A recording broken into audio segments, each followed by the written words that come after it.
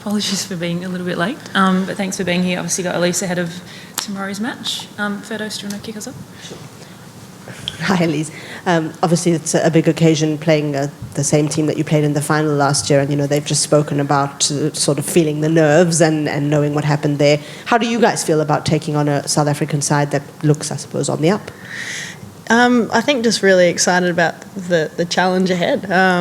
You mentioned last World Cup final, and it was an awesome match. And South Africa are a team that are playing some really great cricket. They've got some world-class players and some real threats. So for us, looking ahead to the match tomorrow night, it's just a really great challenge for us and one that we want to play well in. And can you tell us a little bit about how the squad has sort of bonded together given the injury concerns, and sort of what kinds of things you guys have done to just remind yourselves that, things are okay? I don't think anything too different to what we've always done, and that's try and be as connected as possible and look after our mates. I think when stuff like that happens, and you see, things bring a mate down like injury, it probably just strengthens that resolve to get around each other and be supportive. But I guess too, it's really important to stay consistent and stick to the same processes that we've got, and I guess maintain that level of emotional consistency too. So Tay's still around the group, which is great. It's lovely to have her smiling face here, and she's just an amazing character, and obviously Midgie is such an important leader in our group, and is still contributing just as much. So not too much has changed, but certainly I hope we've all been really good teammates. Just in terms of the match without Ellyse against India the other night, Talia was sort of saying how you were a big help in terms of that on-field leadership, and you could see you sort of going and chatting to her all the time. How do you sort of, view that role, and is it something that you really relish, and what sort of things, do you try and impart on your teammates in a situation like that? Probably to a similar theme. I don't really think anything changed too much. It's probably just about being as consistent as possible. And I've been really fortunate to be amongst the group for a period of time now. And I think, across the group we've got a broad level of experienced players and leaders. So providing that support to whether it's Midge or Talia at different points during matches is something I've always done, along with lots of other players. So, it probably looked a little bit different with not having Midge on the field the other night, but in terms of the messaging and how we spoke, it was all the same. And just last one from me.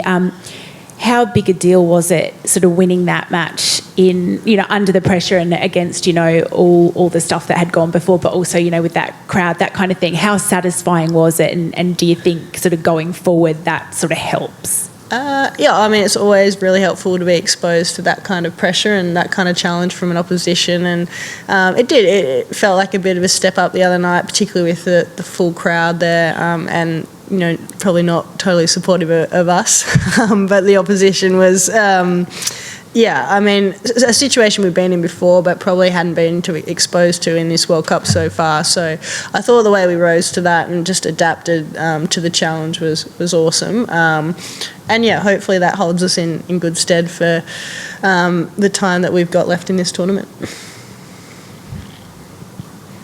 Obviously playing at Dubai tomorrow, where you've only played one game and probably didn't actually get a whole lot of batting in that match as a team.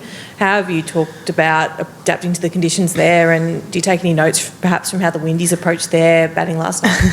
Adapting has been a major theme for us this whole World Cup.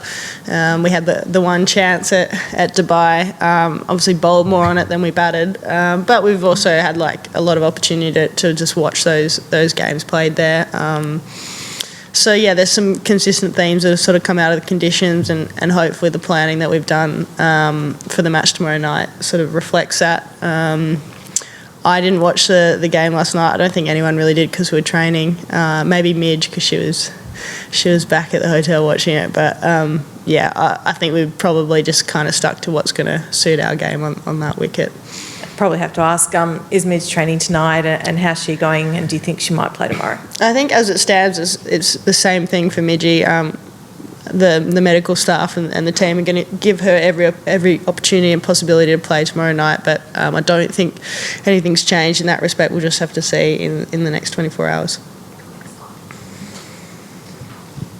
All the best for the semi-finals. The two incidents that happened in the match against India was when you got out and Annabelle was coming in, there was a pat on the back and like all the best to her, and after the match there was a conversation with Phoebe and Sophie and everyone. These are the players who probably started playing cricket watching when you played in the 2009 World Cup for the first time. So I want to understand what's kind of a relationship is like with those players who are coming up the ranks and probably don't have that kind of experience of these kind of competitions, and probably some nerves coming in for some of them. Yeah, I'm not sure Annabelle was born in 2009, so she probably doesn't remember that World Cup. No, I think we've been really fortunate. We've got some young players who are really talented, but they're also exceptionally experienced and been put under pressure a lot, whether that's in other international competition. You touch on Soph, like she's been involved in World Cups before. Annabelle as well. This is her third T20 World Cup, I think. So they're not new situations for them, and then you add to that, exposure in the WBBL, the WPL, the 100. Like there's so much cricket now for young players to learn really quickly in some pretty tough environments. So those girls hold their own remarkably well and are doing an amazing job. So I don't really have a lot to offer there other than probably some really cringy jokes that they don't find particularly funny. And we'll go last one at the back. Yeah. You have to play South Africa tomorrow. As South Africa as compared to England or India or as compared to West Indies, it's not as tough competition as we compare with them. You guys are quite relaxed as tomorrow game, or you are coming with a same game plan? I'd probably challenge you on that. I think they're just as tough a competition as any other team, particularly when you're playing a World Cup semi-final. And they've got some of the best players in the world. Like, you only have to look at Marizanne Kapp and what she's capable of, and one single player can turn a game in T20 cricket in particular. So for us, I think we're just as nervous playing them as we would be any other team, and our preparation for that's got to be spot on if we're going to be successful tomorrow night. But there's lots to play out there, so I'm really excited for that challenge. Congratulations. Perfect. Thanks, guys.